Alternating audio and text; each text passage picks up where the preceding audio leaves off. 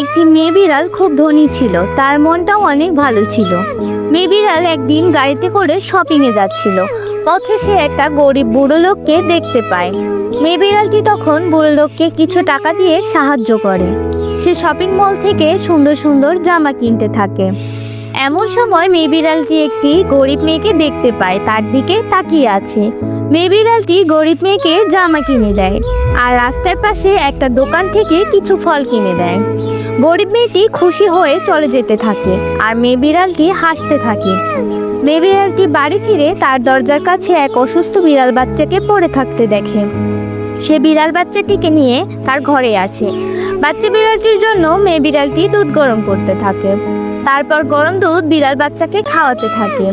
মেয়ে বিড়ালটি তার খাটে বসে বাচ্চা বিড়ালকে গল্প বলতে থাকে। বাচ্চা বিড়ালটি এক সময় ঘুমিয়ে পড়ে। তখন মেয়ে বিড়ালটি রান্নাঘরে কিছু সবজি কেটে নেয়। তারপর সে রান্না করতে থাকে।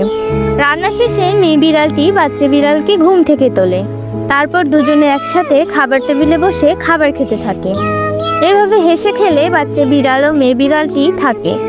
আশা করি আপনাদের এই ভিডিওটি ভালো লেগেছে। ভিডিওটা ভালো লাগলে অবশ্যই লাইক করবেন, কমেন্ট করে জানিয়ে দিবেন আর চ্যানেলে নতুন হলে এখনই সাবস্ক্রাইব করবেন।